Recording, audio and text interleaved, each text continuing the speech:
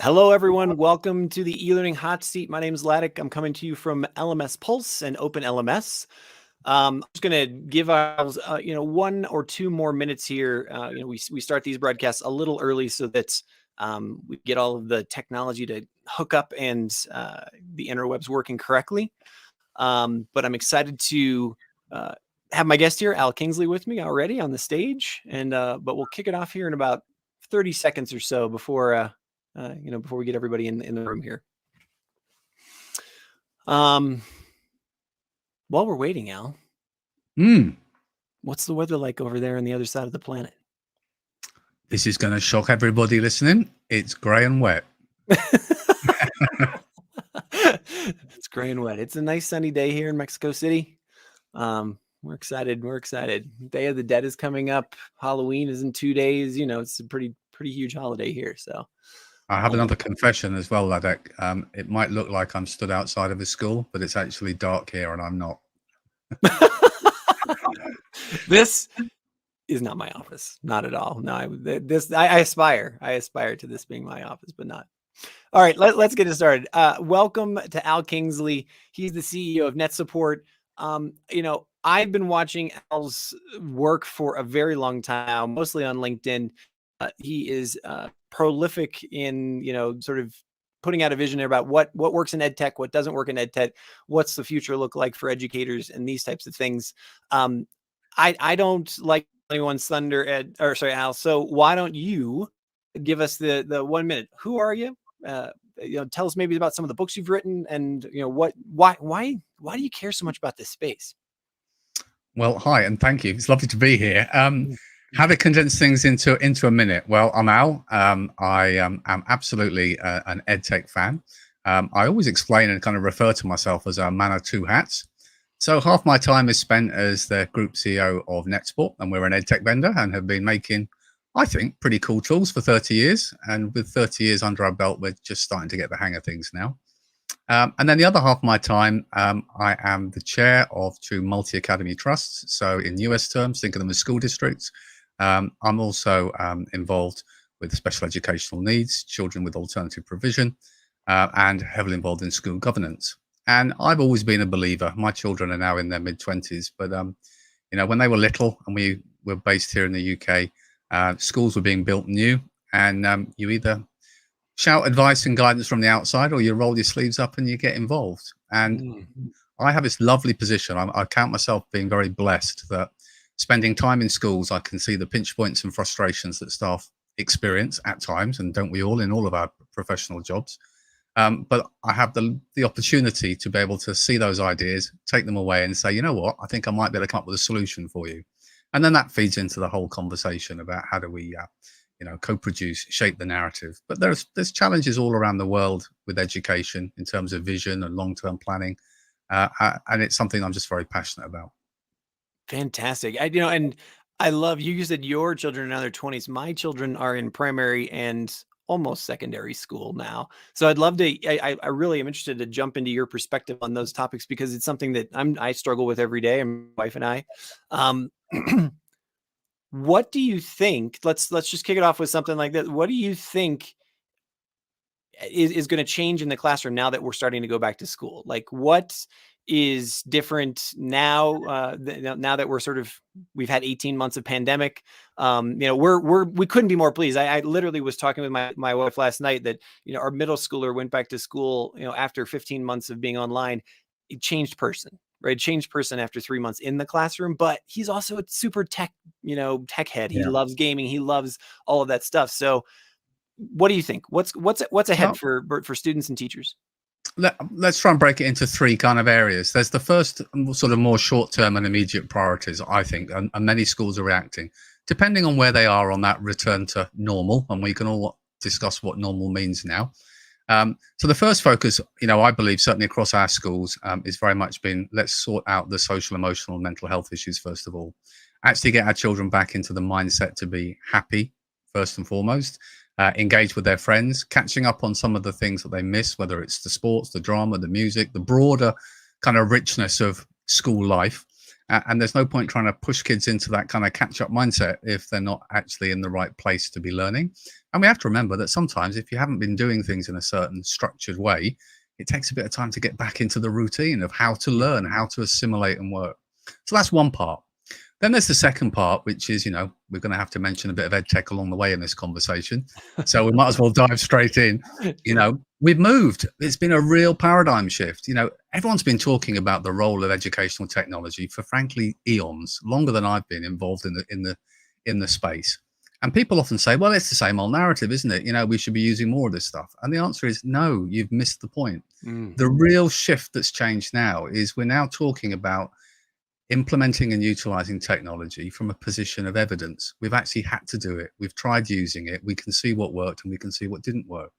Before, many of the narratives were about, we think we'd like to try. We were talking from the theoretical perspective and often saying it's just not top of our priority list. So we were forced to make it a priority, even though we had lots of other priorities suddenly appear at the same time. So I think what it's done is it encouraged and gave teachers and schools an opportunity to take risks. Not significant risks, but risks in terms of try stuff. You've got no choice now. Go out and embrace some technologies. Not all will work, but that's okay. See what we can do to mitigate as best we can and maintain that connectivity with our learners and students. So that's kind of step two. And digital now is much more part of our everyday narrative. And then there's the much bigger one, which is more of the Martin Luther King, I have a dream factor for me anyway, which is, well, I mean, maybe I've oversold it. So yeah, that's in advance. Okay. Yeah, okay. In fact, I have oversold it, so I apologize before I even share it, which is really that focus about that debate between knowledge versus skills. And the more we learn digital, the more we have to recognize that the skills to effectively use technology, to effectively keep ourselves safe, to effectively question and challenge the information that we read and consume all comes together. And we've got this huge pressure away from schools, which is the skills deficit in the workplace for the shifting types of jobs and roles that are happening. And we've got this double challenge in education, which is we can't look and say what jobs are being looked for or being recruited for today, and let's make sure we train our learners to be suitable candidates. We've got to think 5-10 years ahead of what the jobs will be then and start building that into the curriculum and the skills that we develop. So I think, as well as talking digital, both for staff and for students, we've also had a refresh of that. Where's the happy medium when it comes to the skills balance? So lots of different strands. That is, so much unpack there, which I absolutely love. One thing that I would be really interested in, before I ask you my question, I want to remind everyone, you can just put a question in, if you're watching on LinkedIn or Facebook or YouTube, put a question in the comments there or in the chat down there. We do see them. There's nothing better than to, get a question and be able to respond to it extemporaneously. But if you're also watching the recording of this, throw a question in there. Both either Al or I or one of our team members will be happy to answer you and continue that conversation. So you put those 3 pillars up there for us to talk about. How does that, we've got a global audience here. How does that change as we go around the world? Are those priorities the same regardless? I mean, I know net support is in, I think it's like 30 countries or something like that. Does that change as you see operations around the world, or do those priorities stay the same? It's a really good question. And I am quite proud. So it's 110 countries we're in now. So, I missed that one by a factor. But please don't ask me to list them. Okay, this isn't a quiz or a competition. But on a serious note, the irony is actually it often changes as much within schools within a city as it does around the world. Now, of course, when we think about around the world in education, particularly the lessons of the last 18 months, we're naturally drawn to things like infrastructure and that digital equity, the access to have that option for a different kind of provision away from the bricks and mortars of a school. So clearly some countries have better infrastructure to provide children with access to technology, access to broadband and other connectivity that allowed them to, for want of a better term, level the playing field. And so different countries are on a different timeline in terms of what they could offer. But I actually think when we really look at what are the challenges, let's go down into the city, or frankly, let's go down into the schools within our district, because the real driver is that no 2 schools are the same. And actually the real shape of where are we at now and what's our next step is firstly shaped by what the infrastructure is within the school, how well resourced it's been, or replenished and refreshed over the last, say, 5 years. And also the teaching cohort and the staff cohort in a broader sense. Where are they at in terms of their own digital confidence? And I'm using the word confidence rather than competence, because what our teachers have demonstrated over the last 18 months is, as well as having to become social workers and health workers and all the rest of it, they've managed to acquire and embed an amazing amount of additional digital competence. But everybody's going to be at a different point in that journey. And so I think when we look at these things, you start by saying, well, look, I'm not going to make this a competition. It's not an arms race between our school and the next school as who's got the most tech. It's not about that to say who's got the best solution, because of course the tech is just the facilitator to enable great teachers to do amazing things with young people. It's just, it's part of the show. It's not the main actors on the stage. And so if we think around that, many schools will look and say, well, actually in our school, we probably, in reflection, and I'll include a lot of schools, including some of mine within our own multi-academy trust, we in hindsight probably need to reflect on that hour, 2 hours of training on a new solution at the start of the academic year as inset, and maybe start to think that we should be looking to extend that continuous professional development. We need to be doing the teach meets and the other activities throughout the academic year so that we're building confidence and skills. Many schools have seen an influx of tech that's been supported by government initiatives, but tech isn't the solution. I mean, tech is part of the solution, but we've got to think about the right applications that we put on top of it. We've got to look about the teacher confidence to use those applications effectively so they have impact, and the student confidence. And I was talking quite recently at an event where I had this kind of debate about the old digital natives conversation about, well, young people, they're fantastic with technology, and newsflash. Just because you know how to work technology doesn't mean that you'll be able to work the applications the schools uses, or more importantly, use them safely and effectively. It just means you're bold enough to dive in and you've got a pretty good idea of where to go. So there's that whole wraparound of how do we empower it. And why that's important, sadly, is, if we think about the broader EdTech journey, and I talked about, how it's been different from many years ago. Many of the big tech projects that happened over the years that perhaps were in the press and failed, often it wasn't the technology that failed, it was the implementation. It was that kind of fact that we pushed out all this amazing kit and said to staff on the first day of the new year, teach with that, or that's the new student management system we're using, that's the new curriculum tool. And nobody had confidence using it.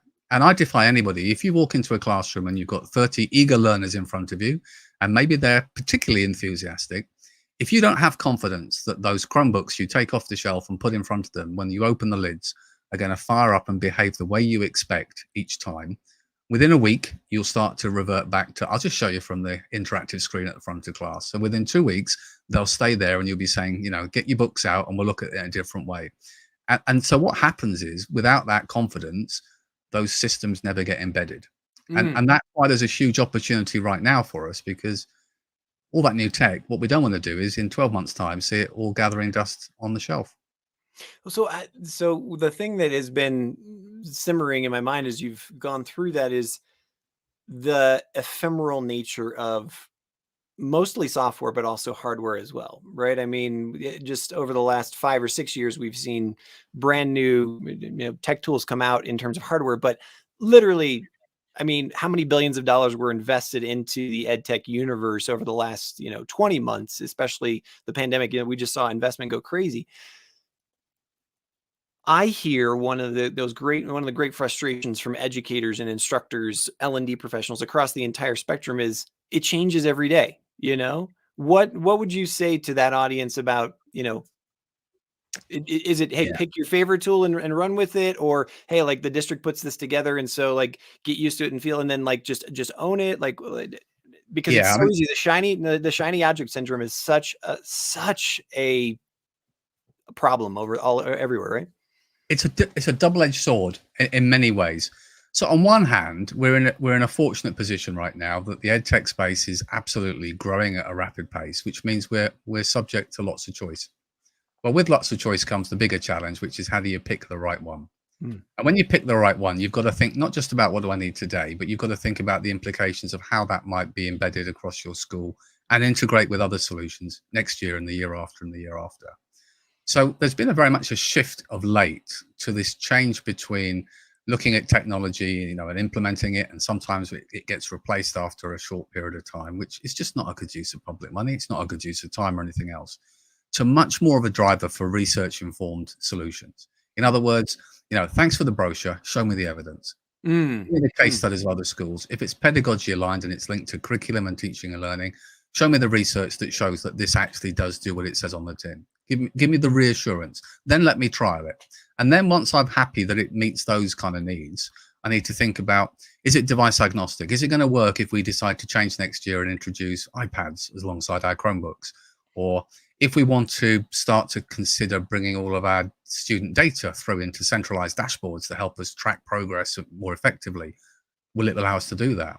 And then another strand is the opposite, which is it too sticky? And people say, sticky software, Al, you must have, had an extra drink before you came on this evening. But what I mean by that is, do you want a system where once you've got all of your student data in it, it's virtually impossible to get it back out again? Because then you're tied into a system, and you might have the converse challenge, which is you're unable to embrace better opportunities that come along down the line. And that's why you may have heard me mention a few times, I often share a lot of work around digital strategy and about digital vision. And part of that digital strategy process is about that bigger picture before you dive in. And as an ed techie person that is embracing and likes to share about where there can be some really positive impact, the first message I always say to schools, particularly in the last 18 months, is less is more. Get a few core building blocks, do them well, embed them, build staff confidence. If you're successful, you can measure impact. And if you've measured that impact and you've got the confidence they've worked, then everybody within the school is far better placed and more confident to consider taking the next step and investing in something extra. So it's all about really, let's get some small wins. Let's do some things well rather than loads of things on average level. Yeah, you're preaching to the choir here about less is more. We've been talking about that a lot over the last couple of years. Before I go down that path, though, I'm interested in talking about the circle of the community that's one step outside of the administration, the teachers, the students, whether, whatever level of education you're at. And that's the support people in primary, secondary, whatever, that's parents. But it could be a spouse, it could be, some other sort of thing. How do you help, or what is your advice about schools and teachers positioning themselves to, have this really, especially in the younger students, this is a critical support unit, especially as we've seen over the last 14, 15 months here, helping them to come along as well, right? And then let me ask it like a sub question as well. Using that evidence to say, hey, no, look, this is going to work out. This is going to be okay, because that has been the big question. It's like, this e-learning stuff just doesn't work. I've heard it a million times. It's a really good question, and it's really relevant because so many schools have encountered that with their parent and their broader community. I'll take a starter for 10, which is schools kind of went down typically one of two paths, depending whether they were a Microsoft or a Google type platform, and universities maybe already had a broader spectrum of tools that they could use for delivering content and curriculum online. But one of the things that schools did, and we're thinking here perhaps of the younger learners, was that technology that allowed them to engage with the students at home also became, were they conscious and cautious about it, a platform to engage with parents. And we often refer to it as some of our harder to reach parents, the parents that wouldn't necessarily be at the school gate or come in to pick up children, actually engage better when suddenly we had a digital communication in the palm of their mobile phone. So we kind of look at that and say, well, what's the lessons to learn? Well, the first thing is, you're absolutely right. Younger learners, one of the biggest impacts on their progress and development will be how much parental engagement they've got at home to support their teaching and learning. So one of the strands absolutely is, not only do we consider training our students on the technology, but we're also sharing information that explains to parents the tools we're using, why we're using them, and what our expectations are of their child. In parallel to that, and I've always had these there's a yin and a yang to most of these conversations. Sure. If we're enabling our learners with digital technology and we're giving them the tools to communicate and connect online, well, we've also got to put the right tools and skills in place to keep them safe online, to actually inform them so they understand what they're doing. And so with our younger learners, it might start at the very simple, reminder to parents about an open door policy when a child's using technology and is online, to being aware of how they can monitor and control the access to the internet from their home router, or whether it could be some best practice and guidance to teach and develop with their children some digital citizenship so they understand the implications of their digital footprint. Then there's the transparency layer, and there's lots of layers, unfortunately, but there's the transparency layer, which is we're using this new solution so we can learn and engage with your child. Well, would you like to tell us what data you're capturing and where you're storing that? And again, you know, in the UK, we have very catchily called DPIAs, data protection impact assessments. But in essence, it's before you try and implement a solution in a school, you've got to know what data does that solution capture, where does it store it, who has access to it, and how long do you keep it for? And then alongside that, and what would the risk be if any of those were broken? And then a school makes an informed decision about whether it's fundamental, it needs it in order to perform its statutory obligation, which is capture evidence of your teaching and learning, or whether it's really they're asking for way too much information based on what we're trying to achieve with the tool. And that process, if you're being realistic, why wouldn't you share with your parents? These are the tools we use. This is where you can find out about them. And just to be clear, we've checked them for the following. As soon as your child moves to the next year group, their data will be lost, full stop.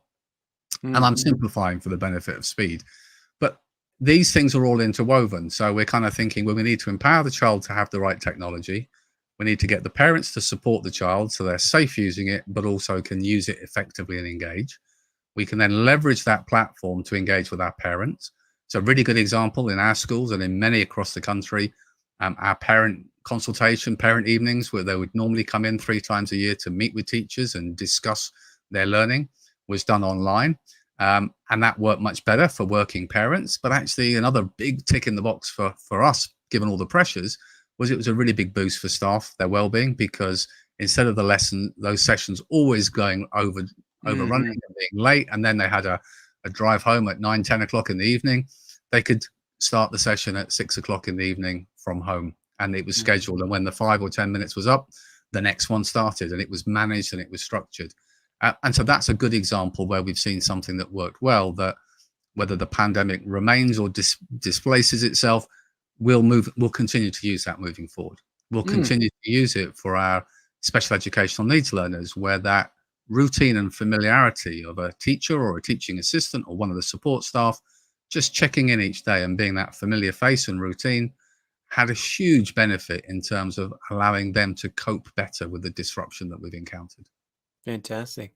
I want to go down the data privacy path in a few seconds here, but I want to circle back to that platform versus sort of extemporaneous versus resource that teachers have out there. So because we are, spoiled for choice, for lack of a better term, in terms of what we are using. I mean, I have 3 children, and I probably have 25 different resources that they use across, their 3 classes, just that I even know about, right? Never mind stuff that's being used in class, like, quick Kahoot things or something like that. What do I do if I'm a teacher and there's something really cool, or there's a resource that just really fits this lesson or whatever, but my district hasn't implemented, or my school hasn't implemented, or I don't have funding for it, or whatever? Like, do you have advice for a teacher about, can they make this work? Should they be entrepreneurial about it? What are your pieces there? Yeah, I mean, there's a number of points there. I'll keep the simple starter point is, yes, they should push for innovation because that's what we're all striving to do. But there's ways, and the lesson needs to be learned both from the top down and the bottom up. So one thing we've learned is where schools and districts have made big decisions top down centrally and just passed down the kind of mandate that we're going to be using this new tool from August of this year and everybody needs to use it. That often is a good stepping stone to failure, because actually you've not had the buy-in, you've not had the feedback and the validation from the people who are using it every day. So they don't necessarily understand the purpose and the intent and what the actual choice for that solution is. What's far better is that bring the different stakeholders together, that Venn diagram, teaching and learning, the teachers and students at the heart of it, then your senior leaders that can talk about the strategic plan and the school improvement plan that you might have for your school or district that sits on it, along with your IT manager to make sure the solution you've just decided to implement doesn't mean you've got to spend $1 million on extra Wi-Fi access points and infrastructure to deliver it successfully, as well as your data privacy, your safeguarding, and on the other variables that sit around it. So that's one thing where Don't just try and push down mandates, because again, it's not always the most effective way. The Mm. second part is one of the reasons why sometimes, not always, to be fair, but sometimes parents encounter, a number of children at the same school and there's plethora of solutions that they need to be familiar with, is because we're still guilty in many faculties within schools of working very much in silos. And so the first thing I always say is, if you've seen a solution that you think would add value in terms of your curriculum delivery, your teaching and learning, or a different way of engaging, who else in other departments across your school or your district is using that solution or using something different? Because there's two wins here. Firstly, the obvious one. If somebody else you find out, or two or three or four are using it, then not only have you got some evidence of impact, because you can get their validation that it's worked for them already, you've potentially got some economies of scale if you all think it's the right solution because you're buying on scale. But if we think back to that teacher confidence in CPD, one of the other big success stories was schools creating a signpost, not the phone book of which number to call for each member of staff, but who were the flag bearers? Who are the people that you go to for Kahoot? And who do you go to for Office 365? And who do you go to? And actually signposting the experts gives you a much better chance for staff in the classroom to know who go get support to get the most out of the solutions they've got. Again, if we think that final point I've alluded to about the evidence informed, don't just, throw the toys out the pram and say, hey, I want to use Kahoot and nobody's going to let me do it, so I'm just going to do it. Because then we're into the whole, have you done the right data protection plans, and do we know where it's being managed and maintained? But what we can do is we can say, well, actually, before I can try it, I need the evidence from you. Can you give me the case studies? I'm going to find, or give me the references of other schools in our area that are using it that I can speak to, get their feedback so I can present a more complete case up the chain as to the benefits of it. And if we're still not happy, can we go visit? And if we're still not happy, then I'm going to have to recognize I might not be able to do it right now, because there's always different priorities in terms of school operation. But I'm going to keep developing my own professional skills. I might do some of the free CPD courses and badges and ambassador things that you can do for different products, so that next term or next academic year, I'm coming and talking from a position of real knowledge and confidence in how that solution works. And I can actually start to share the benefits. One final bit is, what did we learn with our learners with online learning or blended learning, or however we want to shape it? We had that synchronous face-to-face narrative, but we also had those asynchronous sessions and the recordings as exemplars.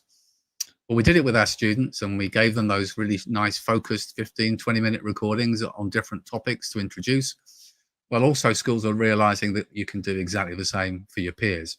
This is my 15-20 minutes on Kahoot. These are the benefits. Let me signpost it.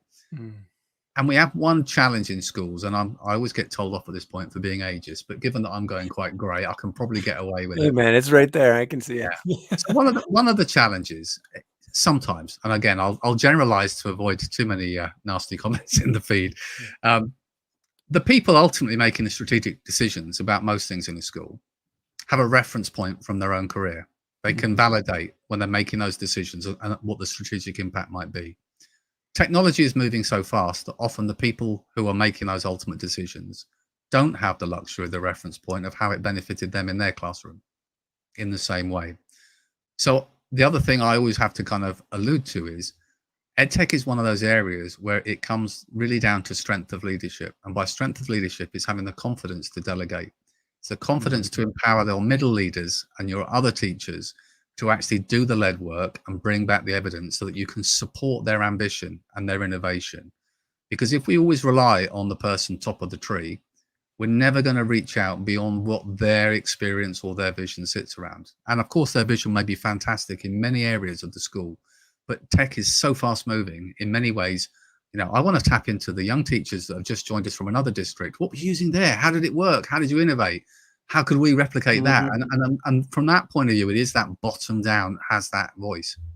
It's not only the kind of 2 points there. Not only is it being able to reach out and say, look, what do those younger teachers or the new teachers or the people who have just come into tech, ed tech or education from other places, but also and then leveraging them as a really, really massive resource. But also it's recognizing that it's impossible to make a decision about things that you just don't know about. Right. So you got to recognize what you don't know.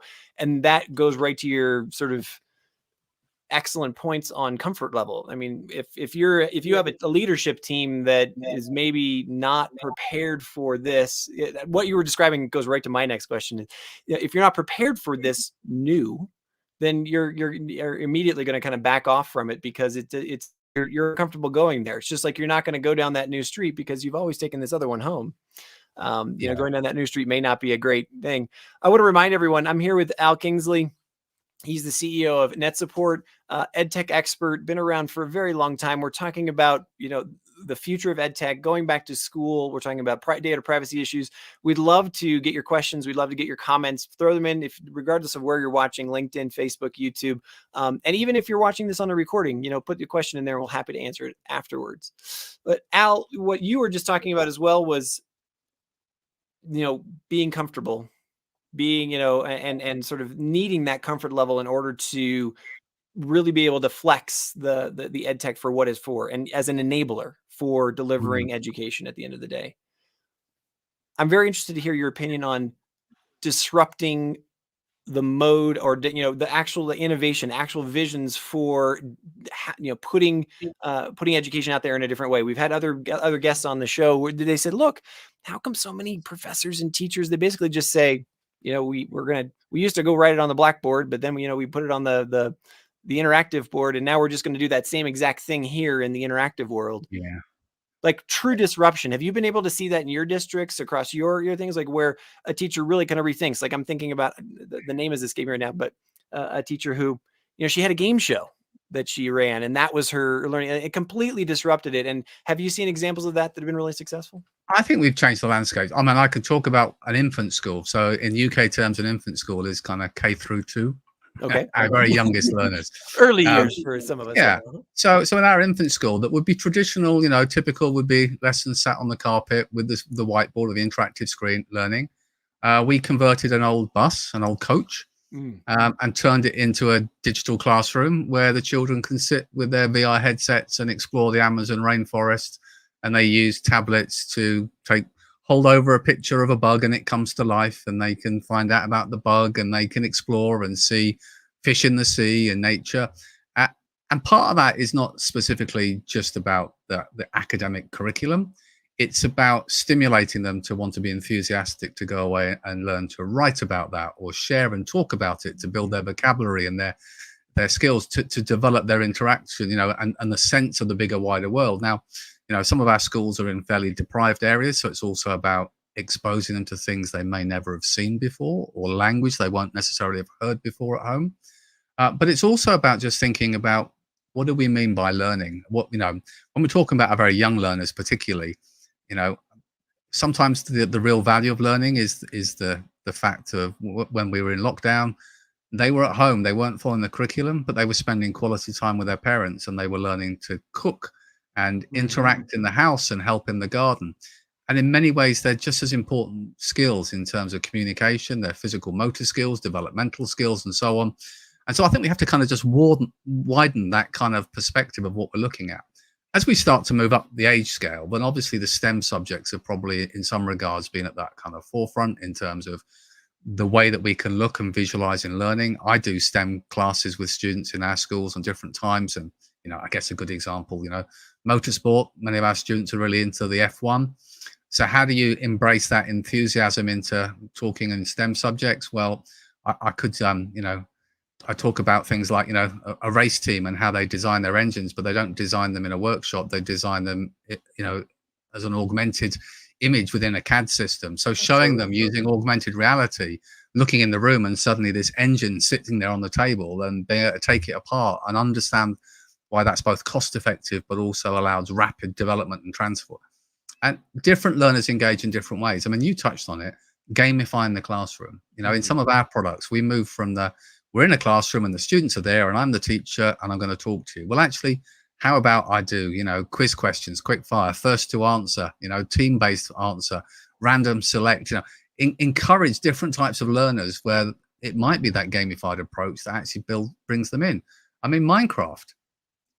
Many parents say, well, Minecraft, it's just a game, isn't it? It's something my kid plays on. Well, when we start thinking about managing resources and space and shape and all the other factors, that actually feeds into lots of strands that we start to develop within the formal curriculum, and whether it's building cities, all that kind of politics, resource management, money, how we deal with things, how things are interconnected.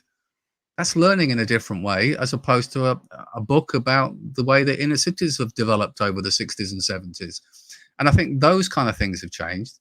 I think the big one that probably stands out at the moment, we see lots about, and sometimes it's for the right reasons, sometimes there's a little bit of smoke and mirrors, is the adoption of AI and how AI is now shaping some of our learning programs.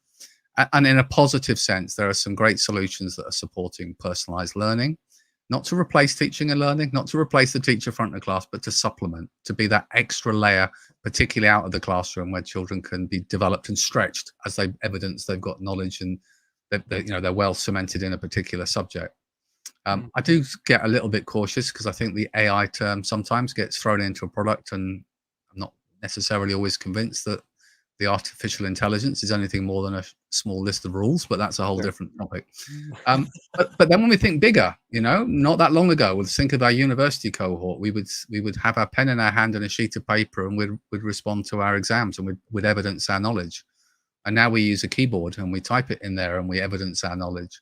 And when we think about equality and access to all of our learners, and I think about some dear to my own heart in terms of children with disabilities and different needs, I often say, if I can shout for Siri or Alexa to play the next track on my music, why can't I use that as a means of capturing my knowledge and replace the keyboard with a microphone and actually evidence my learning in a different way? And we've only got to start thinking further and further ahead and think, in 20 years from now, will we still expect a child to pick up a pen to evidence their learning and write freehand for 2 hours? Will we do that in the workplace ever? Is that still current and relevant? Or are we actually creating a barrier where we're saying our measure of knowledge will be both on what's in your head and how good your motor skills are? I simplify for effect, but I think all these things shape where there absolutely is a disruption. I mean, the cloud has been disruptive in many ways. It's moved the landscape in terms of what we can and can't do, often in the simple question of what level of technical competence do we need to have on site to manage our infrastructure. It's also changed the pricing dynamic. Technology's often more accessible upfront in terms of cost. I'd argue down the long run, you end up paying more for it, but of course, that's the nature of the providers for the hosting online. That's why the model is successful for them. So I think there's been a number of changes, and you kind of look in pockets, and you just have to be big enough to say, sometimes these great innovations that get presented, they're developer and vendor led, and perhaps at the wrong time. So a famous search engine company bringing out some new glasses that allow you to overlay on the screen, presenting those as being a fantastic resource in schools so that a senior leader could see what was going through the headset of a teacher and do their teaching assessments remotely by seeing what they were looking at and saying. I mean, that to me doesn't add value. That adds, an extra weight of anxiety and stress on teachers in a time when they don't need it. But flip it around in different ways, and how we can use the technology to level the playing field with different learning styles and different strengths for our students. And hell yeah, I'm in there. I was reflecting as you were talking. I mean, I can't say the number of times one of my children has come home and said, hey, for our assignment, we're supposed to do a podcast, like a format, right? Where we're going to record an interview with one of our peers, or maybe we're going to go interview an adult about this topic and, turn it in like that. I love the idea of, I personally have been in this debate with several parents over the past, not even just over the pandemic, but over the past couple of years, where, hey, where's the, where are the multiplication tables? Where's the, the paragraph handwriting this? And I just going to say, when's the last time you did a long division in your job? So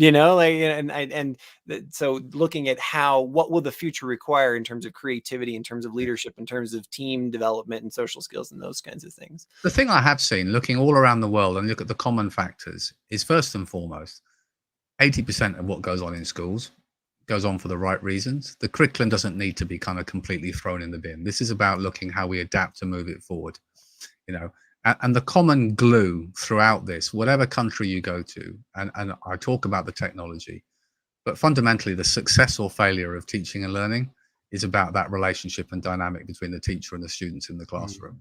And we can put all the extra emphasis we like on the shiny LED lights and the technology, and it can absolutely facilitate and empower.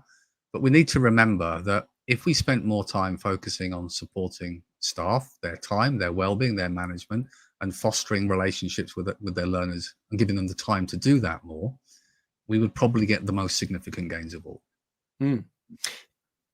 Given that we're talking here about this giant universe of ed tech and adapting to it, becoming comfortable with it, and those kinds of things, do you have one or two go-to pieces of advice about how to give back that time to educators so that they can focus on how do I engage with my learners, how do rather than I'm fumbling with the new tech, or I have to go take that course at night so that I can figure it out? What are your advice? I mean, there's no one hard and fast solution. I mean, there absolutely is that school leadership need to make more time for professional development throughout the year, not to expect staff to do it in their own time. They need to timetable and factor that in. We need to look and get out of this mindset of the products with the most features are the best. The products that are easiest to use. It goes to 11 though, Al. It goes to 11. Come on. The products that are easiest to use, easiest to implement are the ones that are the most effective. It's not a race for who's got the most. So that's another kind of really key one. We've obviously got the focus on don't try and build too many blocks all at once. So actually layer what you're doing in terms of how you actually choose to implement change. Change management, technology just happens to be a word on the end of that sentence. It could be change of anything. We all recognize it's much easier to implement change if everybody feels like they're a stakeholder in the process, their voice has been heard, their concerns and their aspirations have been put together, and then everyone's going along on a journey with clear expectations of what you want to achieve. If you just try and push it down and drag people along, it's not going to have the right impact and effect.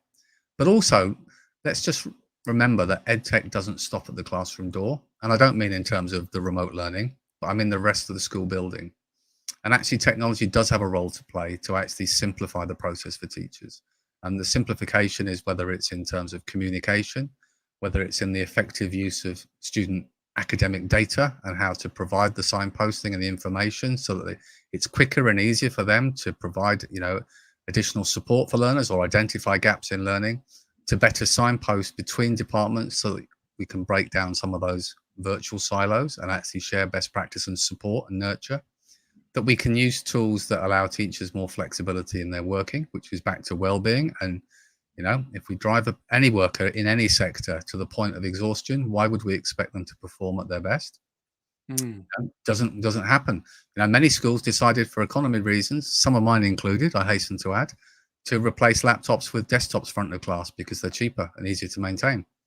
And then COVID came along and it was like, oh, they haven't got a PC at home. Oh, well, they're bound to have their own device. Well, actually, if you think about respecting people and about confidence, if you have to do your work at home on your own device and then come into school with a USB stick or access your cloud storage onto a different device in a different classroom, I'd argue your confidence level's down a couple of notches on that scale straight away. I wonder if it'll work on this. I wonder who was on here last, what it's going to do. All those kind of little things are simple mitigations by thinking through what are the barriers to success. And the phrase I like to refer to probably too many times is marginal gains. There's no massive fix. It's not one thing that's going to hallelujah or eureka moment. It is about remove the blockers that will help, and the sum of the parts is what will make the difference. You've mentioned a lot about accessibility throughout the conversation. Do you have any thoughts on, and you've also said, hey, look, choose the tech that it's easy to implement. That's going to probably be the most effective right there. We've had several people on the show before talking about low bandwidth environments. There's still, I hesitate to use the word crisis, but there's still, even in the country I come from, the United States, there's still plenty of places where just even having bandwidth or even having access to a device they can use. What have been the best strategies that you've seen in order to mitigate or overcome or support what is a fairly critical mass of learners? I think there's a double challenge. So one is that parity of connectivity, which restricts what applications or resources can be done. And then in parallel, we can't forget the fact that for many households, there are multiple children, but only a single device. So actually the ability to have equity in terms of all children in that household having access to a device for the same amount of time is unlikely. So that's why I think we've had that broader conversation about the need to not think that the holy grail of online teaching is synchronous, that actually asynchronous resources that can be accessed when a time suits within a busy family dynamic is really, really important. We can't always come up with every solution being suitable and appropriate for a very low bandwidth environment, because by the nature of many curriculum solutions, they're content rich. What we can do is try and work to, well, what is in our power, and what's in with our power is wherever we can is to look for solutions that are device agnostic. So here's our solution. We hope in the classroom you'll be using it on a Windows laptop or a Chromebook.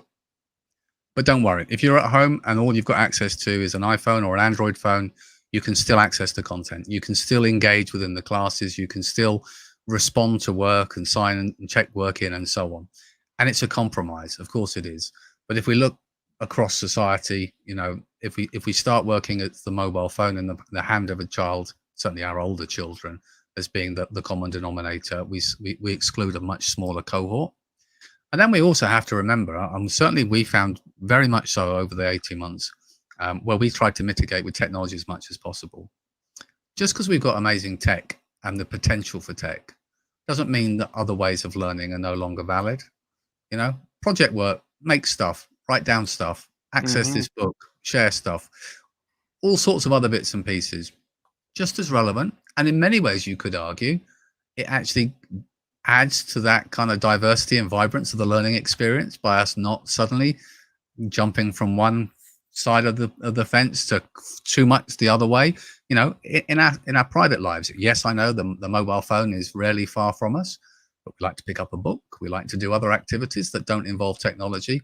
And I think particularly for younger learners, you know, actually it's more fun making stuff. You know, you can't get messy on a tablet, but you can if you're creating and painting and drawing. So there's always ways that you can compromise. It may not be that you can do what you want at the time you want, and you have to adapt the lesson plans for the next half term to allow for, you know, if we have another lockdown or another disruption.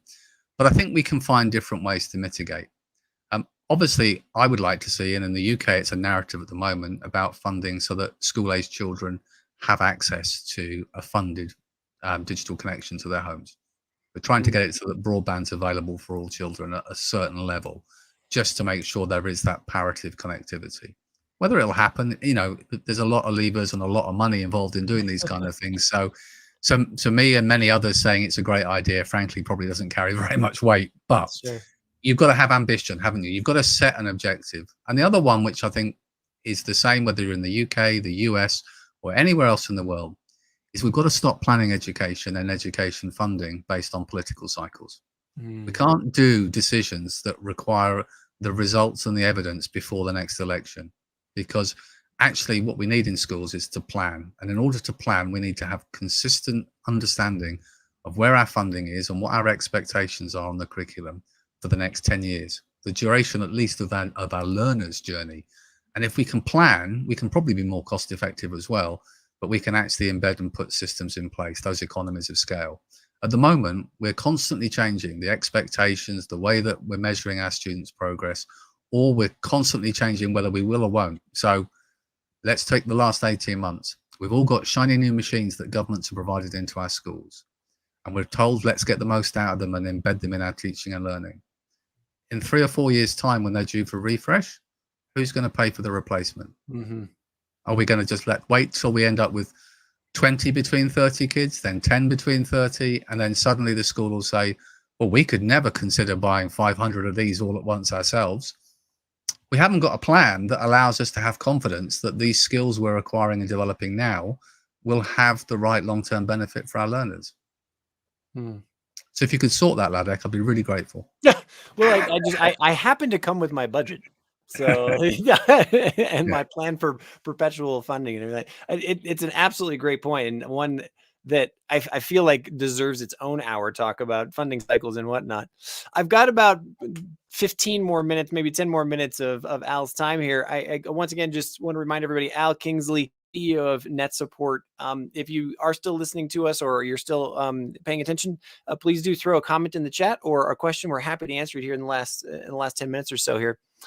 I promised, and I wanted to move back to an issue that I think a lot of parents are concerned about, but then even as you move up the chain to adult learners, especially as we're seeing sort of things fall out and fall apart with Facebook right now, data security, data privacy, and who's not only watching my data, who's collecting data, I mean, these kinds of things.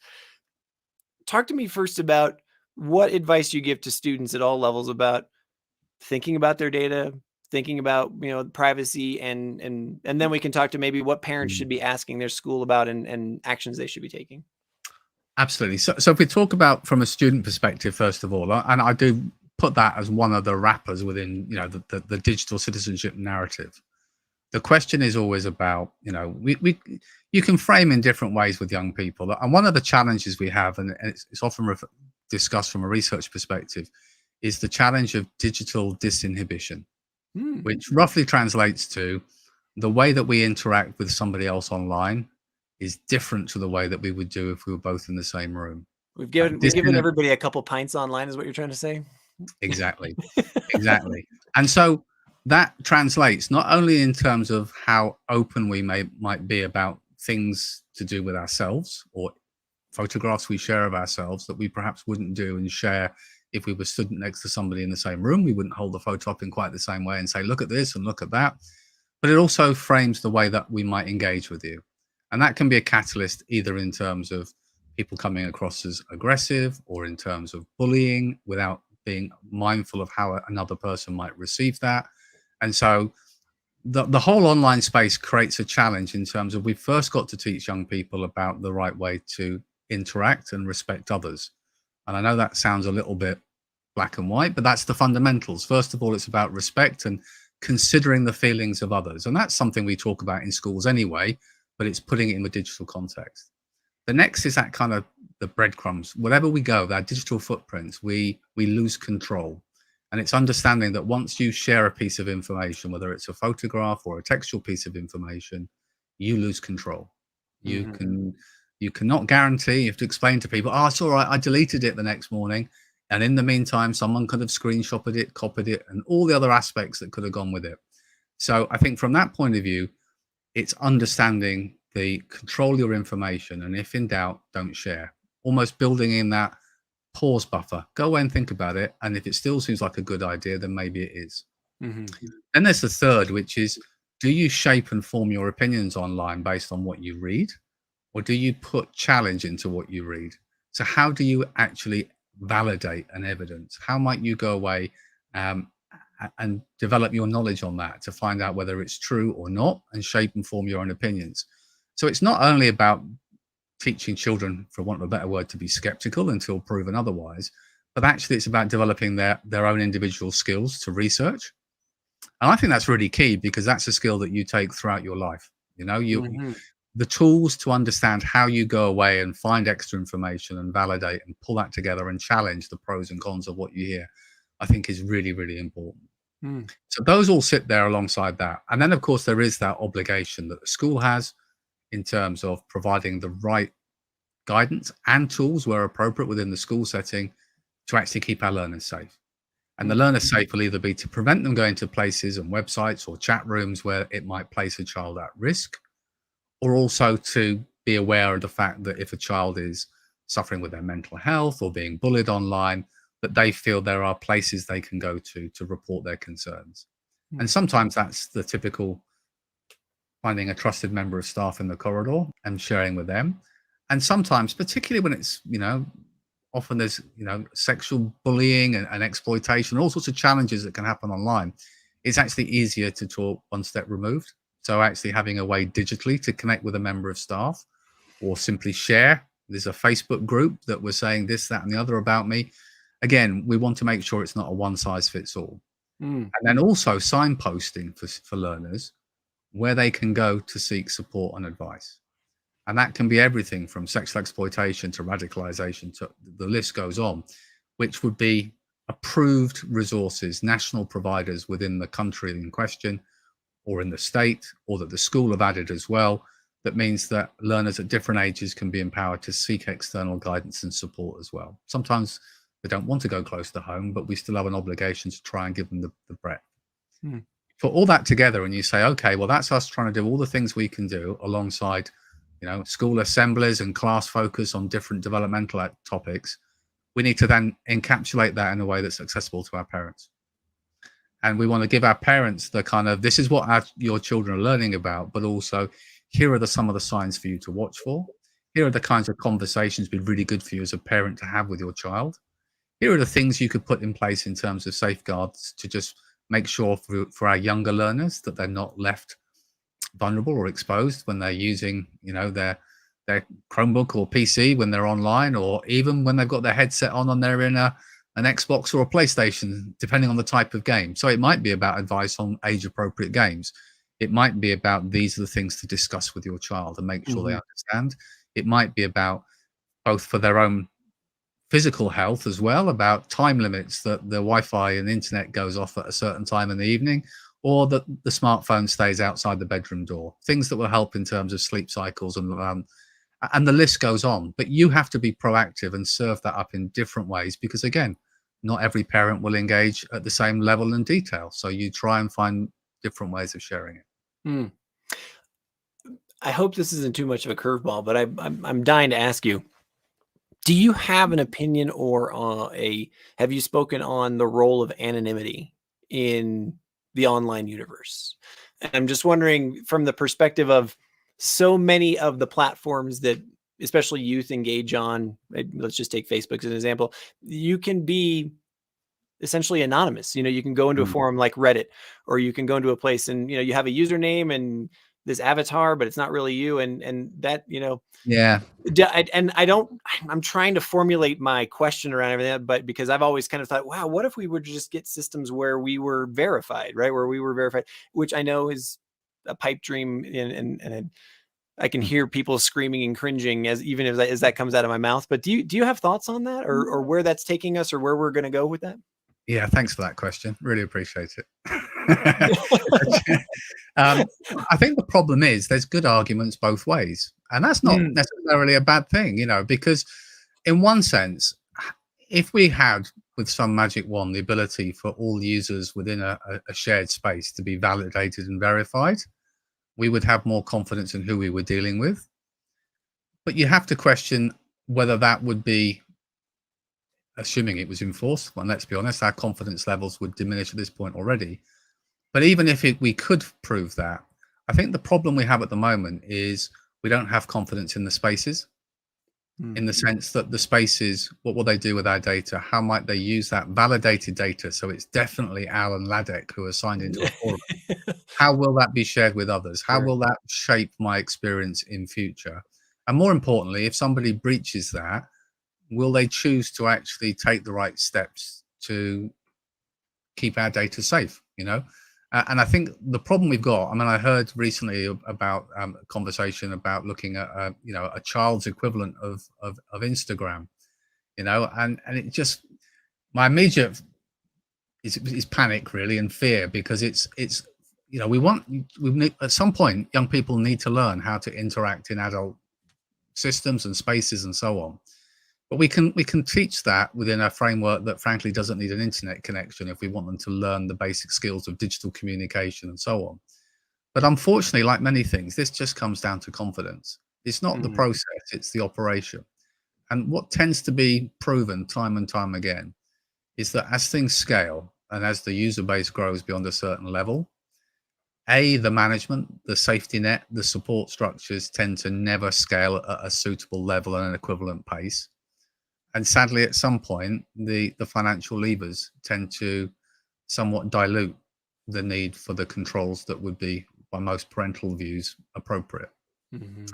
I'm sure there are happy mediums out there. I know, for example, in of one solution that I've done some work with over here, there's a solution called Go, which is referred to as safe social media with stabilizers. Well, in effect, it's purely schools. You can't go anywhere else, and classes can share resources, and you earn rewards for the likes that you give, not the ones that you receive, and you learn the digital skills of how to interact and celebrate and share positivity for others. So you kind of build the foundations of effective use, and that's obviously aimed at younger learners.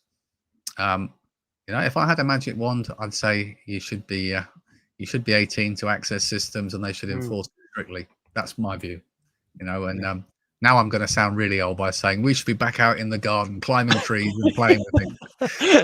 But I have to agree. Even as, again, I'm a massive ed tech enthusiast, and I love the vision of what the future can hold. The possibilities that I see that are being presented for my children they blow me away, and I'm actually fairly envious that I'm probably not going to be able to take part in many of them, mostly because I will want to be sitting on a beach somewhere in retirement. But at the same time, one of the things is I was mentioning to you in the green room before, just the change that we've seen in our eldest child, from being purely online to interacting with peers and the socialization and getting messy and making mistakes and bumping elbows and all those things. There's no substitute at the end of the day. No, and the truth is, it doesn't change as you get older. We can all talk about having these relationships, but I'd say every meeting I have online, where I used to have it in an office, it was the 5 minutes before and after the meeting where you caught up on life and what's happening and how the person really was. And those conversations are the things that really add context to what you do and why you're at work. And so I think we have to remember that that's why, very much at the beginning of this conversation, I talked about, the arts, drama, the school performances. In truth, they're the things you remember when you're an adult from your school. You remember the trips to go and see, animals on a farm for the first time, the last production you did of a school play, those kind of things.